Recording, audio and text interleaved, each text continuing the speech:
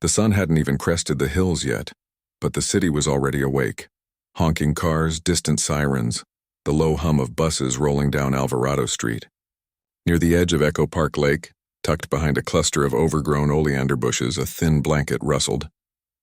A girl sat up slowly, blinking against the gray morning light. She was small for her age, with knobby knees and arms that looked like they hadn't seen a proper meal in weeks. Her hair, a tangle of dark brown curls, was tied back with a frayed shoelace. She rubbed her eyes and reached for the only thing she truly owned, a sketchbook with a torn corner and pages soft from constant handling. She flipped it open to a fresh page, then pulled a stub of charcoal from her pocket. Without thinking, she began to draw, the way she always did when the world felt too loud or too quiet. Today it was the stray dog again, the same scruffy mutt with one ear permanently folded, who'd been sleeping near the lake's edge for the past 3 nights. She watched him breathe, chest rising and falling like a slow tide, and let her hand move across the paper. Lines became fur, shadows became eyes, and soon the dog was there, not just on the page but alive in a way that made her feel less alone. This was how she survived, not just with the sandwiches handed out by the shelter volunteers, or the occasional dollar tossed into her open sketchbook by a passerby who mistook her for a street artist. She survived by seeing, by noticing the way sunlight hit the water at 6:17 a.m., how the old man on the bench fed pigeons with trembling hands, how the teenage couple argued in hushed voices near the fountain, their anger wrapped in fear. She drew it all, and in drawing it, she made sense of it. Her name was Maya. She didn't tell many people that anymore. Names felt too permanent when your life was built on temporary things. Cardboard boxes, borrowed blankets, promises that vanished by morning. But in her mind, she was still Maya, the girl who used to sit at a kitchen table with crayons spread out like a rainbow, drawing birthday cards for her mom. That felt like another lifetime. She hadn't always lived like this. 2 years ago, she'd had a bed with a pink comforter, a backpack covered in cartoon cats, and a mom who sang off-key lullabies while making pancakes on Sundays. But then the pills came. First just a few, for the pain, her mom said. Then more, then bottles hidden in cereal boxes, then shouting matches with strangers at the door, then nights when the light stayed off and the fridge stayed empty. One evening, her mom dropped her off at the bus stop with a backpack and a mumbled, "I'll be back for you soon, baby." She never came back. Maya waited 3 days at that bus stop. On the 4th, she walked to the nearest shelter. They took her in, fed her, gave her a cot. But when they asked for a guardian's contact, she had nothing to give. Social services got involved, but with no relatives to claim her and overcrowded foster homes, she slipped through the cracks. At first, she stayed at the shelter every night. But rules were strict. Lights out at 9, no personal items on the floor, no talking after curfew. It felt like prison. So she started sleeping outside, near the lake where the air smelled like eucalyptus and the ducks didn't judge. She wasn't the only one. A few others camped nearby. An older man named Rico who collected soda cans and always saved her half his breakfast burrito. A woman named Tasha who wore 3 coats even in summer and whispered to herself in Russian. They looked out for each other in quiet ways. If it rained, Rico would drag a tarp over her blanket. If someone looked too aggressive, Tasha would stand nearby, arms crossed, glaring like a guard dog. Maya didn't ask for much. She kept to herself, drew her pictures, and tried not to be seen. Being invisible was safer. People ignored you if you didn't make noise, didn't beg, didn't cry. She'd learned that fast. But today, someone saw her. A woman in a bright yellow raincoat, unusual for LA, where rain was rare, paused on the path. She'd been walking her tiny white dog when she spotted Maya hunched over her sketchbook, tongue poking out in concentration. The woman didn't say anything. She just pulled out her phone, zoomed in slightly, and snapped a photo. Maya didn't notice. She was too deep in the lines of the dog's fur, too focused on capturing the way its ribs showed just beneath the skin. The woman lingered for a moment, then walked on. Later that night, curled up on her couch with a glass of wine, she uploaded the photo to a local community group online. She didn't know Maya's name. She just wrote, "This girl deserves more than the streets. Someone should help her." She didn't expect much. Maybe a few likes, a comment or two. But the image had something in it, something raw and real. Maya's eyes, wide and tired, staring off into the middle distance as if she'd already seen too much. The smudge of charcoal on her cheek. The way her thin fingers gripped the pencil like it was the only thing holding her to the earth. It wasn't staged. It wasn't performative. It was truth. Within hours, the photo spread. Shared on neighborhood pages, then citywide groups, then statewide. Someone added a filter that made the lighting softer, more dramatic. Another person wrote a long caption about youth homelessness in America. A local news intern saw it and flagged it for her editor. By morning, it had thousands of shares. But none of that reached Maya. She didn't have a phone. She didn't check the internet. She woke up the next day to the same routine. Wash her face in the public restroom near the lake, when it wasn't locked. Drink from the water fountain. Eat a granola bar Rosa had slipped her the day before. Rosa was the shelter's morning coordinator, a stout woman with silver-streaked hair and a voice that could calm a storm. She'd taken a special interest in Maya, not because she pitied her, but because she saw something familiar in the girl's quiet strength. "You got your mama's eyes," Rosa had said once, not knowing how much those words stung. Rosa didn't push.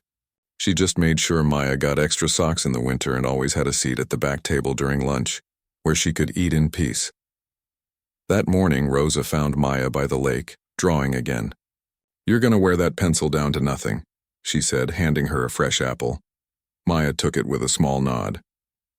"Thanks. You sleep okay?" "Yeah," Rosa studied her. "You know, people are talking about you." Maya looked up, wary. "Why?" "There's a picture online of you drawing." Maya's stomach dropped. "Did I do something wrong?" "No, baby. Not at all." Rosa sat beside her on the damp grass. "It's just, someone saw you and thought you looked important. Like you mattered." Maya frowned. "I don't want to be famous. You're not famous. But maybe this helps. Maybe someone sees it and says, 'Hey, let's fix this.'" Maya didn't answer. She peeled the apple slowly, careful not to waste a single bite.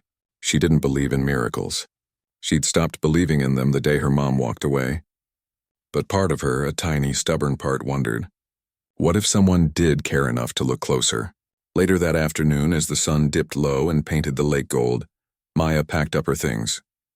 She moved her blanket to a new spot under the willow tree, safer, less visible.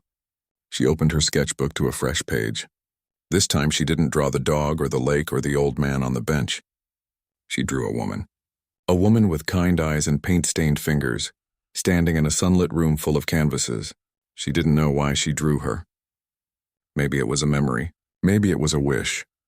She didn't know that thousands of miles away in a penthouse high above the city, a man was staring at her photo on his phone, his breath catching in his throat. He didn't know her name. He didn't know her story. But he knew those eyes.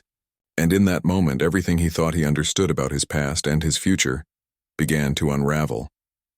For now, though, Maya was just a girl with a pencil and a dream too fragile to name. She closed her sketchbook, tucked it under her arm, and walked toward the shelter for dinner. The streets were loud, the world was big, and she was small. But she was still here, still drawing, still hoping, even if she didn't admit it, that one day someone would see her, not just the homeless girl, but the person underneath, and maybe, just maybe, that someone would stay. The city lights glittered below like scattered diamonds, but up here in the quiet of his penthouse, none of it felt real. He sat alone in the dim glow of his office, the only sound the soft hum of the air purifier and the occasional ping of a late-night email. Outside, Los Angeles stretched endlessly, cars crawling along freeways, neon signs flickering, people rushing to places he couldn't imagine caring about anymore. He used to love this view. Now it just reminded him how empty everything had become. He wasn't supposed to be awake. It was past 2 a.m., and he'd told his assistant to cancel all calls after midnight. But sleep had been a stranger for months. Ever since the board meeting where he'd shut down the Clean Water Initiative, not profitable enough, he'd said, though the numbers had lied. He'd felt something shift inside him. Like a gear had slipped out of place and nothing turned quite right anymore. He scrolled mindlessly through his phone, thumb dragging over headlines he didn't read, photos he didn't care about. Then he saw it, a post from a local community group, one he'd never joined but somehow appeared in his feed. The thumbnail showed a girl, young, maybe 13 or 14, sitting on the ground near Echo Park Lake, sketchbook in her lap, eyes staring off like she'd already seen the worst the world could offer. Her face was smudged with dirt. her hair tied back with what looked like a shoelace, but it was her eyes that stopped. I'm cold. He dropped his phone. It clattered onto the glass desk, screen still glowing. He didn't pick it up right away. His hands were shaking. He leaned forward, elbows on his knees, and just breathed. Because those eyes, he knew them. Not from a stranger, not from a news report, from a life he'd thrown away, from her, his ex-wife. The woman who'd walked out 3 years ago after he chose a billion-dollar merger over her quiet plea. Let's adopt that little boy from the foster program. Just say yes. That's all I'm asking. He'd said no. Said it was too risky, too messy, too emotional. Said his focus had to be on the company. She'd looked at him then, not with anger, but with a sadness so deep it made his chest ache even now, and said, "You've forgotten how to see people." And she'd left. He hadn't seen her since. Not in person. Not even in photos. He'd blocked her number, unfollowed every mutual connection, buried himself in work until her face became a blur in his memory. But those eyes, wide, dark, full of quiet strength, they were hers. Exactly. The same slight tilt of the brow, the same way the light caught the corner of the iris. It was impossible, and yet, there it was. He picked up his phone again, fingers unsteady as he zoomed in. The caption read, "This girl deserves more than the streets. Someone should help her. No name, no location beyond Echo Park, just that haunting image." He stood up, pacing the length of the room. His mind raced. Coincidence? A trick of the light? People said strangers sometimes looked alike. But this wasn't just a resemblance. It was like looking at a ghost. He walked to the bookshelf, pulled out a box he hadn't opened in years. Dust flew as he lifted the lid. Inside were photos. Real ones, printed on paper, not trapped in a cloud. There she was, standing in their old garden, paintbrush in hand, sunlight in her hair, laughing at something he'd said, holding a stray kitten she'd found, and in every single picture, those eyes. The same eyes staring back at him from a viral photo of a homeless child. He sank into the chair, heart pounding. What if, no, he shook his head. It couldn't be. She'd never had children. They'd talked about it, dreamed about it, but it never happened. She'd wanted to adopt, yes, but they never did. So how could this girl, unless, a cold thought slithered in. What if she'd gotten pregnant before they met, or after they split? But that didn't make sense either. She'd been alone since the divorce, as far as he knew. He'd had people check, quietly, out of habit, not malice, and she'd been living quietly in Santa Fe, teaching art classes, painting landscapes. No kids, then how? He grabbed his phone again and called the only person he trusted at this hour.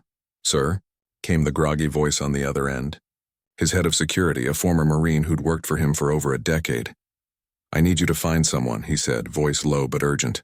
"A girl near Echo Park Lake. She's homeless. Carries a sketchbook. Looks about 14. There was a pause. "Do we have a name?" "No, but there's a photo online. Circulated today. Find her. Bring her to the shelter if she's willing. Don't force anything. Just make sure she's safe, and find out everything you can about her." "Yes, sir." "And be gentle. She's just a kid." He hung up, then stared out the window again. The city hadn't changed, but something inside him had. That photo had cracked open a door he'd welded shut years ago. And now, memories flooded in. Her voice singing in the kitchen, the way she'd cry at sad movies, how she'd stay up all night helping a neighbor's kid with a science project. She'd always seen people. Really seen them. And he'd let that gift slip through his fingers because he was too busy counting profits. He spent the rest of the night awake, not working, not planning, just thinking.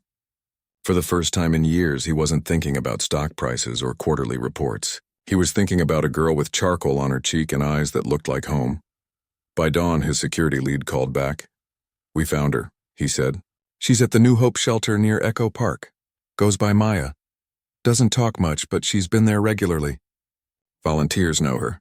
She draws constantly." "Maya," he repeated.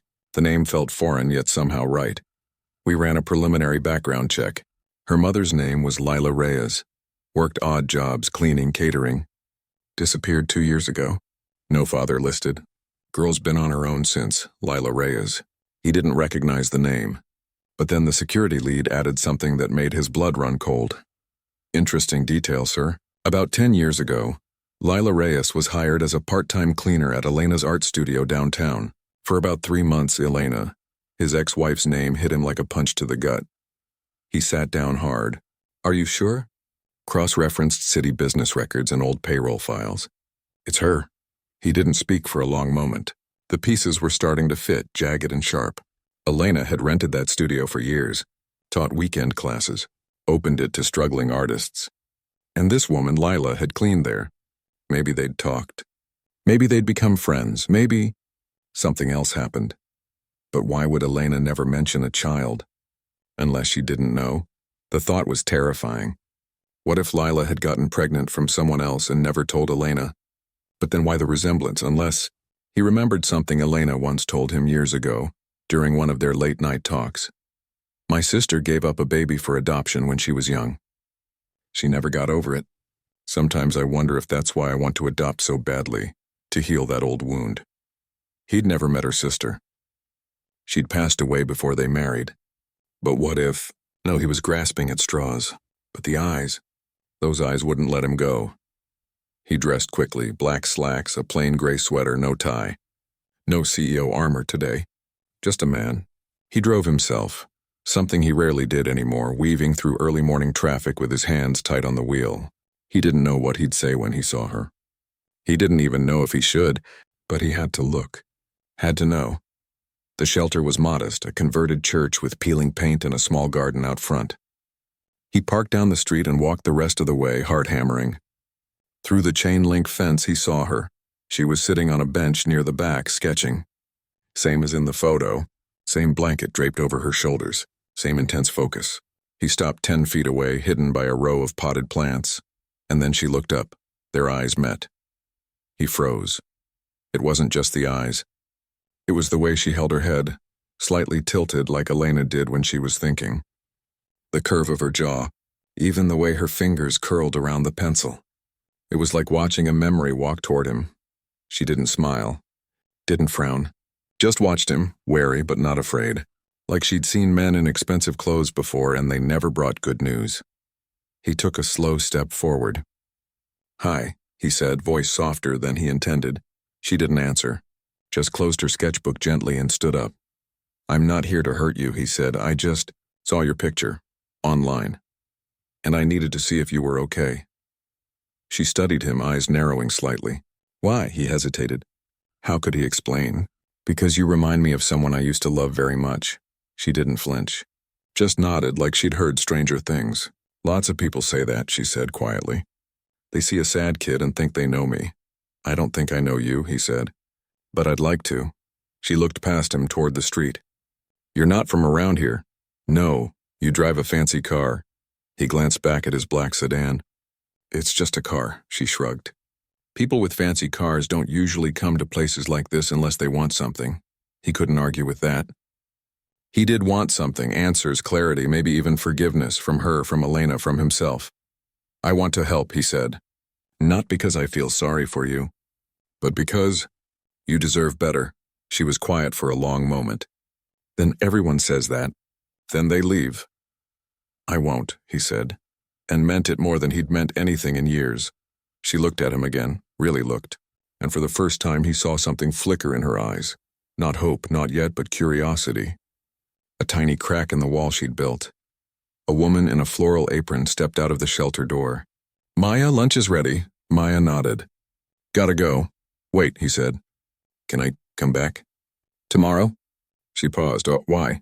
"Because I think there's a story here, and I think it matters." She didn't say yes, didn't say no. Just turned and walked inside, the blanket slipping from her shoulders. He picked it up. It was thin, worn but clean, and folded it carefully. He handed it to the woman at the door. "Tell her, I'll be back," he said. The woman studied him, arms crossed. "You're the one from the photo, aren't you?" "The billionaire," he winced. "I'd rather not be called that." "She's been through enough," the woman said firmly. "If you're serious, prove it. Don't just show up with money. Show up with your heart." He nodded. "I will." He walked back to his car, the city noise rising around him. But for the first time in years, he didn't feel alone in it. He had a name now, Maya, and a mystery that tied his past to a future he never saw coming. That night, he didn't scroll through emails. He sat at his desk and wrote a letter, not to the board, not to investors, but to Elena. He didn't send it. Not yet, but he wrote it. Told her about the photo, about the eyes, about the girl who drew like she was trying to hold the world together with lines on paper, and at the end he wrote, "I think I failed you.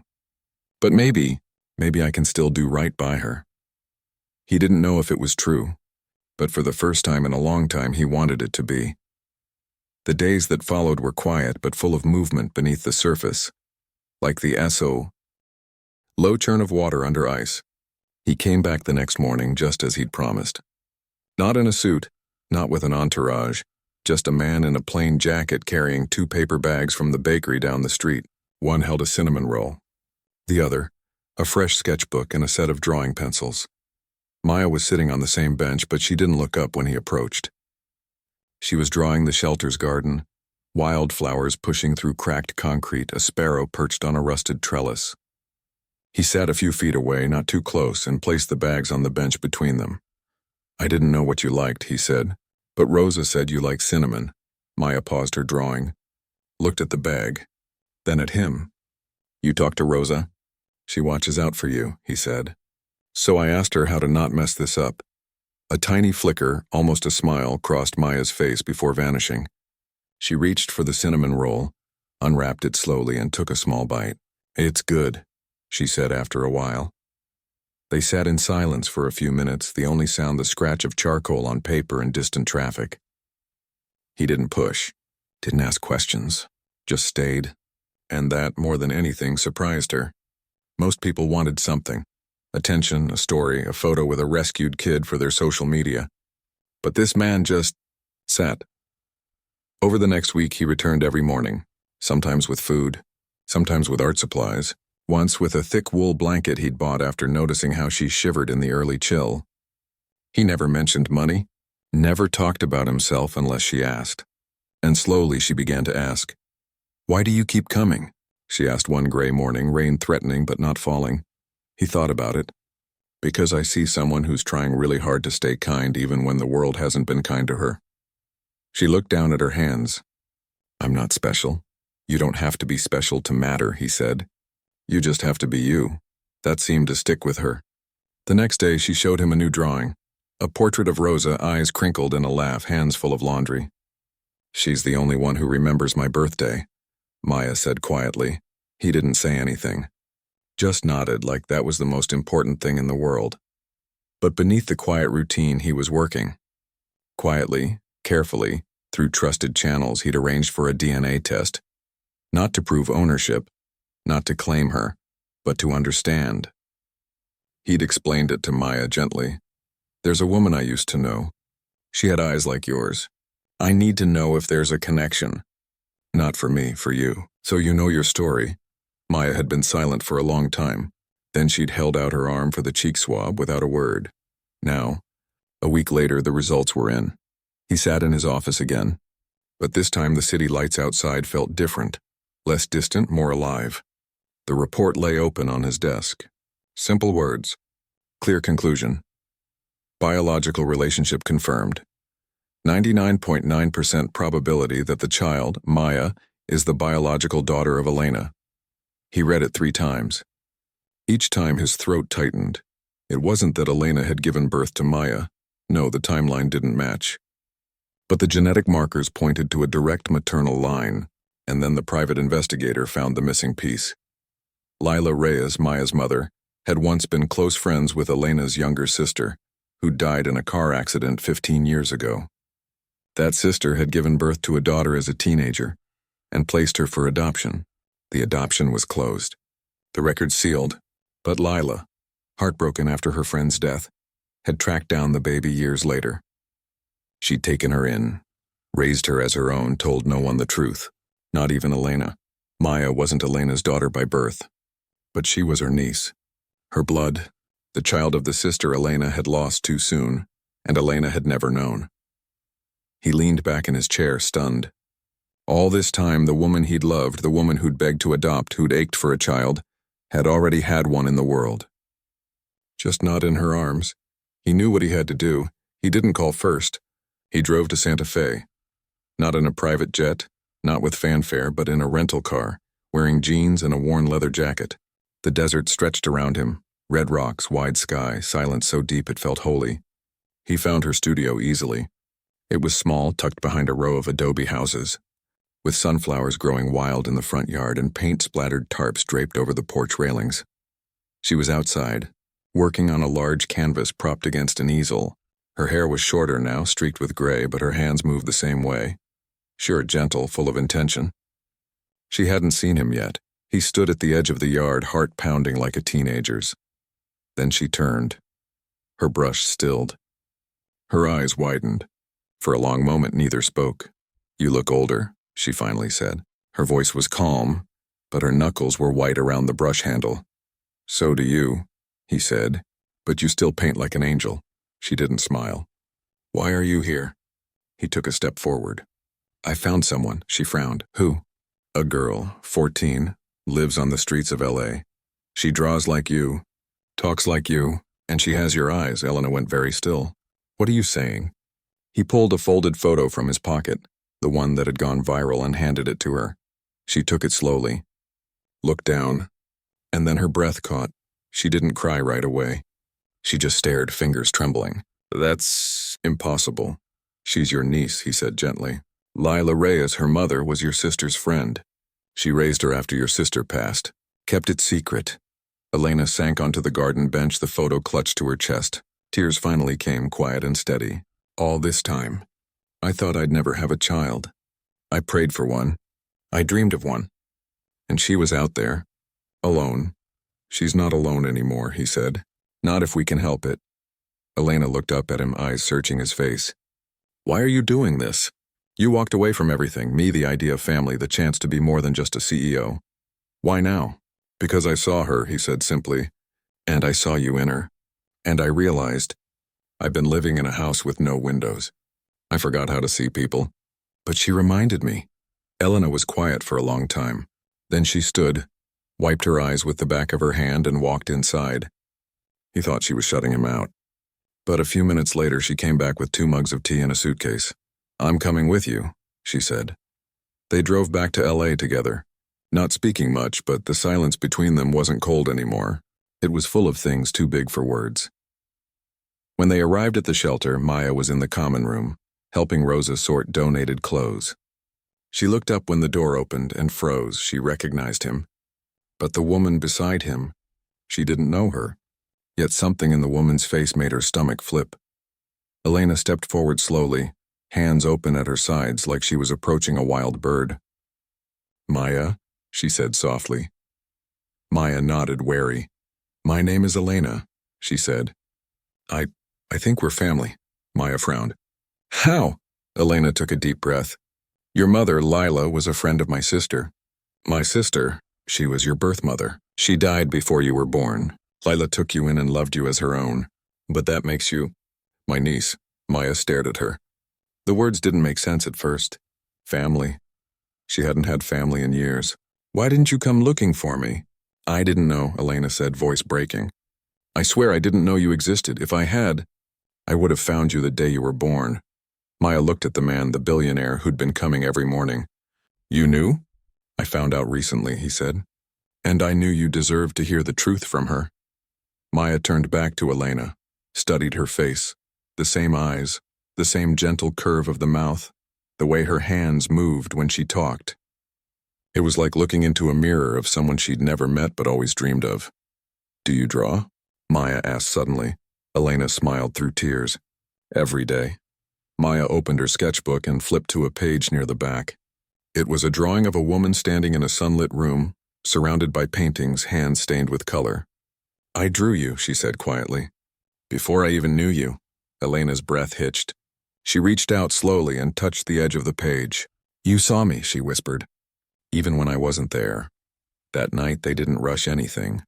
Elena stayed at a nearby hotel, but she came to the shelter every evening. She didn't push Maya to call her aunt or family. She just sat with her, showed her how to blend colors with watercolor, told her stories about her sister, how she loved dancing in the rain, how she could fix anything with duct tape and hope. Maya listened, eyes wide, sketching as she spoke, and the man, he stepped back. He didn't try to insert himself into their bond. Instead, he worked behind the scenes. He met with shelter directors not as a donor, but as a partner. He helped fund a new youth outreach program, hired counselors, made sure every kid had access to school supplies and warm meals. He even started showing up on weekends to help serve food, not for photos, but because it felt right. One evening as the sun set over the lake, Maya sat with Elena on the bench where it had all begun. "Do you think I can live with you?" Maya asked, not looking up from her drawing. Elena's heart leapt, but she kept her voice steady. "If you want to. There's room. And light. And a whole wall just for your art." Maya nodded. "I'd like that. And what about him?" Maya nodded toward the man who was talking quietly with Rosa near the gate. "Will he come visit?" Elena smiled. "He's not your father, but he cares about you. And I think he's learning how to be a better man because of you." Maya thought about that. Then she said, "He brings good cinnamon rolls." They both laughed, a real light sound that floated over the water like, "I promise." The next morning, Maya packed her few belongings, her sketchbooks, her pencils, the blanket he'd given her, the apple Rosa had saved for her last week. As she walked out of the shelter for the last time, Rosa hugged her tight. "You call me," Rosa said, "every week, or I'll come find you." "I will," Maya promised.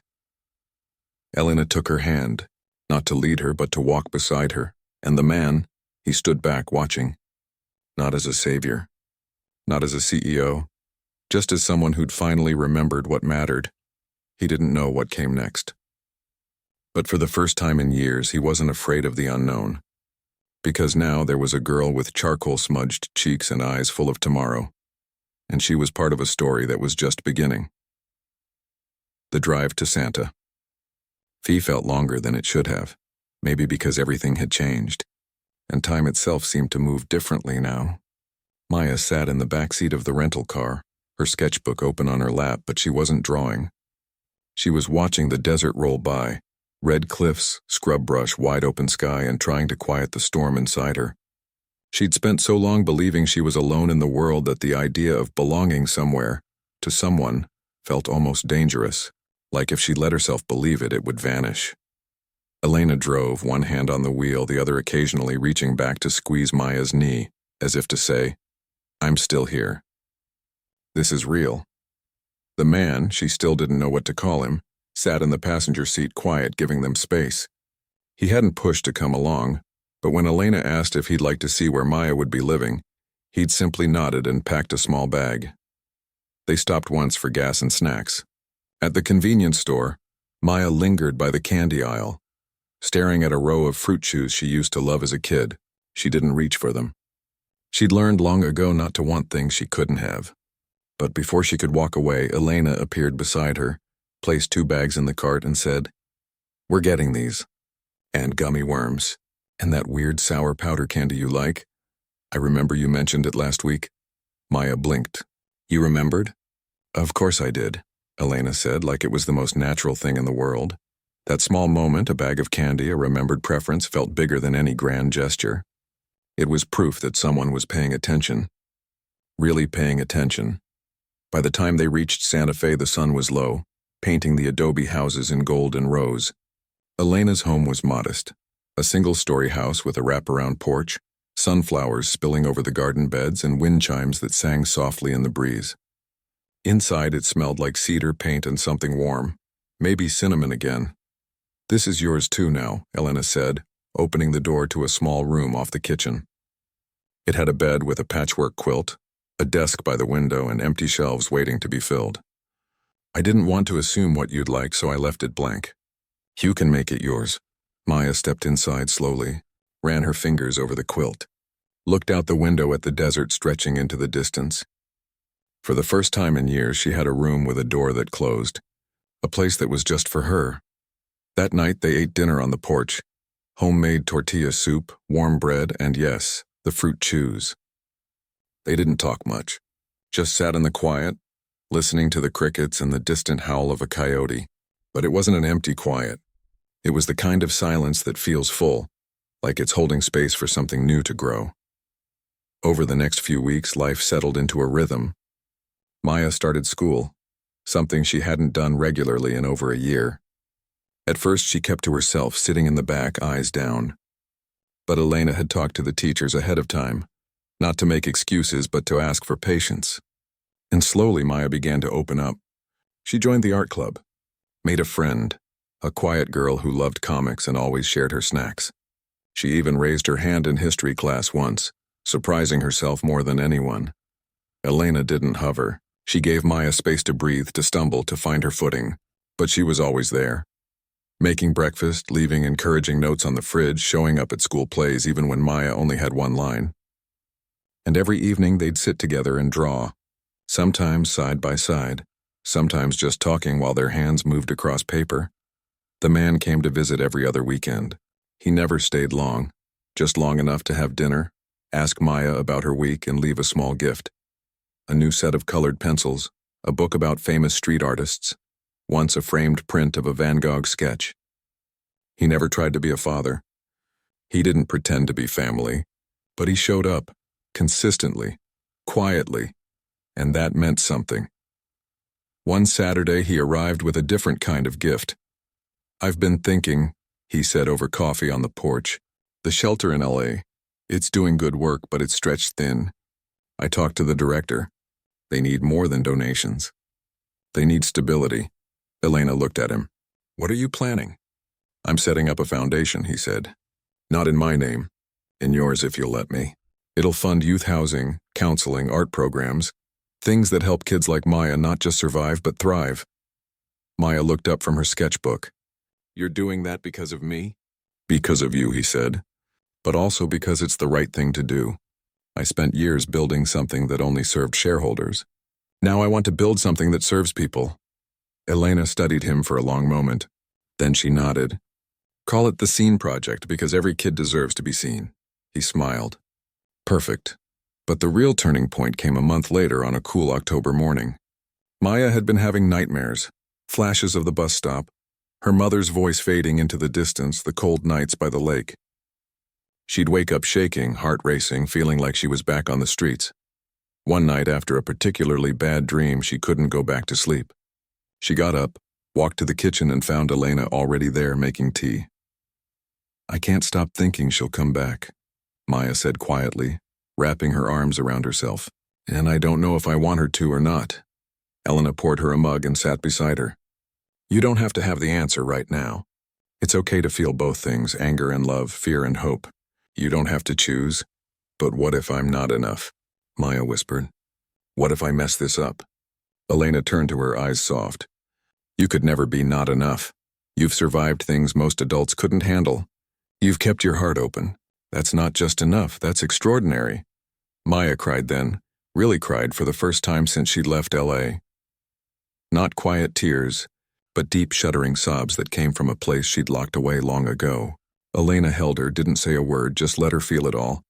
The next day, Maya did something she'd never done before. She drew herself. Not as a homeless girl, not as a victim, but as she was now, standing in the desert sun, sketchbook in hand, eyes clear, a small smile on her lips. She titled it, "Still Here." She showed it to the man when he visited that weekend. He looked at it for a long time. Then he said, "Would you let me hang this in the foundation's office? So every person who walks in knows what resilience looks like?" Maya thought about it, then nodded. "Only if you promise not to call it inspirational, it's just truth." "I promise," he said. As the weeks turned into months, something else began to shift, not just for Maya, but for him. He started spending less time in boardrooms and more time at the shelter, not as a donor, but as a volunteer. He served meals, helped fix the leaky roof, even sat with kids who didn't want to talk, but needed someone to sit with them in silence. One evening, as he was wiping down tables after dinner, Rosa approached him. "You've changed," she said, arms crossed, but her eyes were kind. "I'm trying," he said. "You're not just giving money anymore. You're giving your time, your attention." "That's harder," he nodded. "I used to think helping meant writing a check. But real help means showing up, even when it's messy. Even when it hurts," Rosa smiled. "Good. She's worth it." He knew she meant Maya, but he also knew she meant Elena, and maybe in a way all of them. Back in Santa Fe, Maya was thriving. She'd started a small art blog, just drawings and short thoughts about the desert, the sky, what it felt like to finally have a home. She didn't post often, but when she did, people responded, not with pity, but with connection. "Your drawing of the rain made me remember my grandmother's porch," one comment read. "Thank you for seeing the beauty in ordinary things." Elena watched her with quiet pride. She didn't push Maya to be anything, artist, student, daughter. She just let her be, and in that space, Maya began to bloom. One afternoon, as they painted together on the porch, Maya asked, "Do you ever wonder what would have happened if you'd stayed with him?" Elena didn't flinch. "Sometimes, but I don't regret leaving. I needed to find myself again. And maybe he needed to lose me to find his own heart." Maya thought about that. "Do you think he'll ever find someone else?" Elena smiled. "Maybe, but I think what he's found now is more important, purpose. And that's a kind of love too. The man didn't know it yet, but he was being changed, not by grand events, but by small moments. The way Maya's face lit up when she finished a drawing. The way Elena said his name without bitterness now. The way a kid at the shelter once handed him a lopsided clay mug and said, "This is for you. You're nice." He kept that mug on his desk, next to a photo of Maya's first gallery piece, because that's what happened next. Elena had been invited to curate a small exhibit at a local community gallery, artists responding to the theme of home. She asked Maya if she'd like to submit something. Maya was nervous. "What if no one likes it?" "What if they do?" Elena said. "And what if it helps someone feel less alone?" So Maya chose 5 drawings: the stray dog by the lake, Rosa handing her an apple, the man sitting quietly on the bench, Elena painting in the sunlit studio, and herself, still here. The night of the opening, she stood in the corner, heart pounding as people moved through the space. She heard whispers. "Who is this artist? These are incredible. That one." It made me cry. Then a woman approached her. "Are you Maya?" Maya nodded. "I saw your photo online months ago," the woman said softly. "I shared it. I prayed someone would help you, and now, look at you." Maya didn't know what to say, so she just smiled. Later, as the crowd thinned, the man found her. He didn't say much, just stood beside her looking at her drawings on the wall. "You did this," he said. "No," she said. "We did, and in that moment none of them were just one thing anymore. Not billionaire, not ex-wife, not homeless girl. They were just people, flawed, healing, trying to do better. And that was enough." Time has a way of softening edges, of turning sharp pain into quiet memory, of weaving broken threads into something new. A year had passed since that rainy morning by Echo Park Lake, and the world hadn't magically fixed itself. But for 3 people who once felt lost in it, life had settled into something steady, something real. Maya lived in Santa Fe now, in the little room with the window that faced the desert. Her walls were no longer bare. They were covered in sketches, some old, some new, all telling a story. There was the stray dog, now named Scout, who'd been adopted by a kind couple after Maya drew him. There was Rosa, smiling in her floral apron, standing in front of the shelter's newly painted mural. There was Elena, hands deep in paint, sunlight catching the silver in her hair. And there was him, the man who'd once been a stranger in a black car, sitting on a bench looking not like a CEO, but like someone who'd finally learned how to rest. School was still school, sometimes boring, sometimes hard, but Maya didn't dread it anymore. She'd joined the yearbook committee, not because she wanted to be popular, but because she liked capturing moments, the soccer team's muddy celebration, the quiet concentration of the chess club, the way the lunch lady always saved an extra cookie for the shy kids. She didn't just draw what she saw anymore. She drew what she felt, the warmth of a shared laugh, the weight of a silent worry, the hope in a first step forward. Every other weekend, she took the train to Los Angeles. Not because she had to, but because she wanted to. The shelter had changed. It wasn't just a place to sleep anymore. Thanks to the foundation, the Scene Project as they called it, it now had a youth art studio, a homework center, even a small garden where kids grew vegetables and herbs. And every time Maya visited, she saw kids drawing at the tables just like she once had. He was always there when she came. Not waiting at the door like a host, but usually in the back, washing dishes or fixing a leaky faucet. He'd wave and she'd wave back, and sometimes they'd sit together over bad coffee and talk about nothing important. Movies, The weather, a funny thing a kid said that day. He never asked for anything, never tried to be more than what he was. A man who cared, who showed up, who was learning slowly how to be human again. Elena came with her sometimes. She'd bring art supplies, teach a workshop, or just sit with the older teens who needed someone to listen. The kids loved her, not because she was famous or rich, but because she saw them, really saw them. And Maya watched her aunt, yes, she'd started calling her that, with a quiet pride that bloomed every time Elena knelt to tie a child's shoelace or stayed late to help finish a painting. One Saturday in early spring, Maya arrived at the shelter to find him waiting outside, holding 2 paper cups. "Cinnamon roll coffee," he said with a small smile. "Your favorite," she took it, surprised. "You remembered?" "I remember a lot of things," he said. "Like how you used to flinch when doors slammed. You don't do that anymore." She looked down at her coffee. "I feel safer now." "I'm glad." They walked inside together. The art room was full. Kids painting, sketching, laughing. One boy, maybe 10, was struggling to draw a bird. Maya sat beside him without a word and showed him how to sketch the wing with light, quick lines. He grinned when it finally looked right. Later, as they cleaned brushes, he said, "The gallery called. They want to do another exhibit. Bigger this time. They asked if you'd curate it." Maya froze. "Me? But I'm just a kid." "You're the reason this place has an art room," he said gently. "You're the reason kids believe their stories matter. Who else should do it?" She thought about it all week. Talked to Elena, who said, "Only if you want to, but I think you're ready." Finally, she said yes. The theme she chose was simple. Seen. Not saved, not rescued, not inspired. Just seen. Because that's what had changed everything. Not being fixed, but being noticed. Being valued for who you are, not what you've been through. She invited kids from the shelter, from schools in underfunded neighborhoods, even a few from foster care programs. She told them, "Draw your truth. It doesn't have to be pretty. It just has to be real." The night of the opening, the gallery was packed. Not with celebrities or investors, but with families, teachers, neighbors, people who cared. Maya stood near the entrance, heart racing, as strangers moved through the space, pausing at each piece. There was a drawing of a mother's hands rough from cleaning jobs, holding a child's tiny fingers. A portrait of a boy sleeping on a bus seat, backpack as a pillow, a colorful explosion of a birthday party in a shelter common room, balloons made of newspaper, cake from a donated box, but joy shining through every line. And in the center of the room, Maya's newest piece, a triptych, left panel, a girl alone by a lake, eyes downcast. Center, the same girl looking up, meeting the gaze of a woman with kind eyes. Right, the girl now.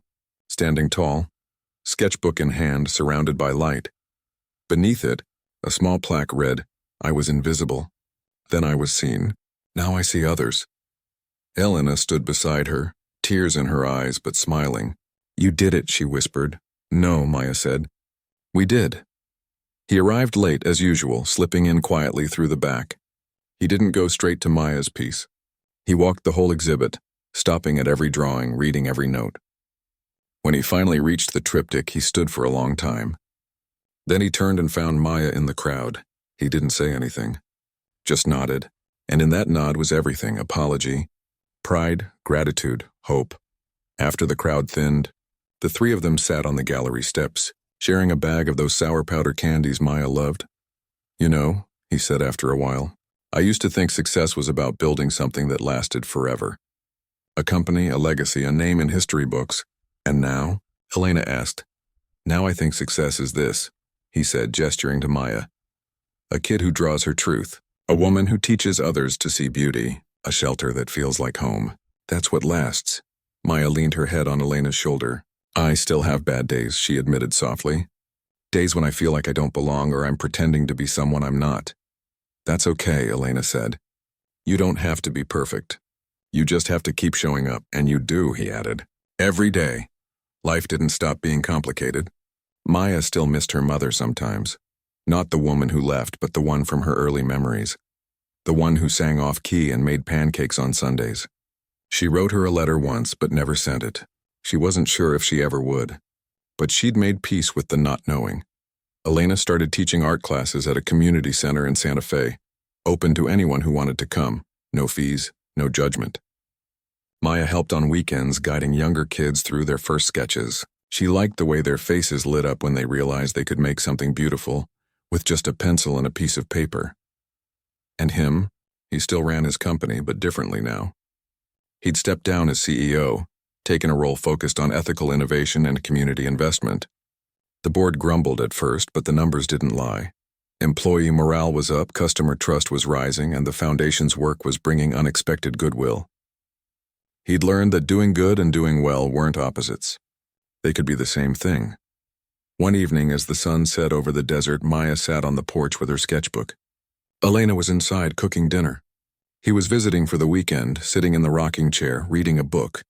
Maya looked up from her drawing. "Do you ever wonder what would have happened if that photo hadn't gone viral?" He closed his book. "All the time. But I don't think it was the photo that changed things. I think it was you. You were always there drawing your truth. The photo just helped the rest of us catch up." She smiled and went back to her sketch. A simple scene. 3 chairs on a porch, one with a book, one with a mug of tea, one with a half-finished drawing. No faces, just presence, because that's what they had now. Not perfection, not fairy tale endings, but presence, attention, care. Later, as they ate dinner under the stars, Maya said, "I want to go back to LA next month. There's a new girl at the shelter. She draws with her left hand, like I do. I think she'd like some new pencils." "Of course," Elena said. He nodded. "I'll drive you." And just like that, the cycle continued, not of rescue, but of connection, of one person seeing another and saying, "You matter." Years later, when people asked Maya how she went from sleeping